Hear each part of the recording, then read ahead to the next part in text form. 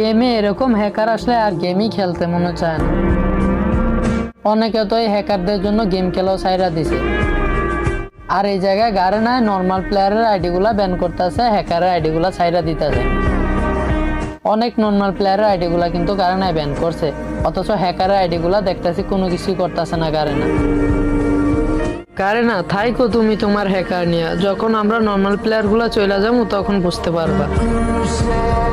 একটা normal player আর কত সহ্য করবে? আমরা বেশিরভাগ প্লেয়াররাই কিন্তু নর্মাল একটা ডিভাইস দিয়ে গেম প্লে করি, না আছে ভালো কোনো গান স্কিন, না আছে ভালো কোনো মুভমেন্ট। তা দিয়ে একটা ভালো প্লেয়ারের সাথে ফাইট নিতে আমাদের হিমশিম খেতে হয়, তার ভিতরে আবার এরা। ভাবছিলাম এই আপডেটে কোনো হ্যাকার থাকবে না, গেমটা শান্তি মতো খেলতে পারবো, এবার গ্র্যান্ড মাস্টার পোস্টটা শান্তি মতো দিতে পারবো। কিন্তু এরা কোথ থেকে প্যানেল হ্যাক গুলা লাগায় আসে আর আমাদের নর্মাল প্লেয়ার গুলাকে ইচ্ছা মতো মারে। তো এই হ্যাকারের খেলাটা দেখো।